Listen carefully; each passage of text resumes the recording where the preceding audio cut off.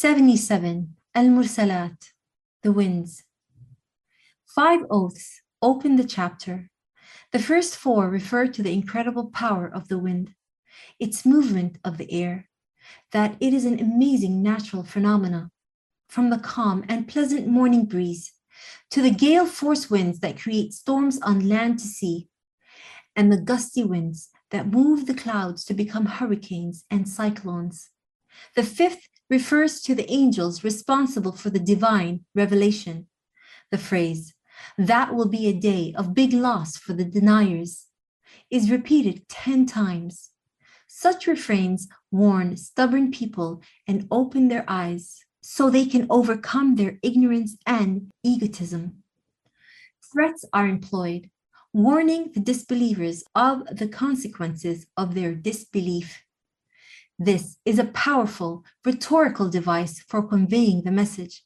The first time it occurs is after warning the disbelievers of the day of distinction. The chapter points out the humble beginnings of a human being. From a sperm and an egg, a human baby is produced. The one who can perform this can also resurrect the dead. Didn't we make the earth a place for holding back the living and the dead? Verses 25 to 26. In the name of God, the kind, the caring, by the winds that blow nonstop, the strong, gusty winds, the scattering winds, the shearing winds that forcefully separate, and I swear by the angels who deliver a reminder, sometimes a prayer and sometimes a warning, what you've been promised will happen. When the star's light is faded, when the sky is split, when the mountains are crumbled to dust, when the appointed term for the messengers finally comes. For which day has this been set for? The day of decision. What will explain to you what the day of decision is? A day of great loss for the deniers. Didn't we destroy the previous generations? We shall do the same to this one. Our way of dealing with the sinners, a day of great loss for the deniers.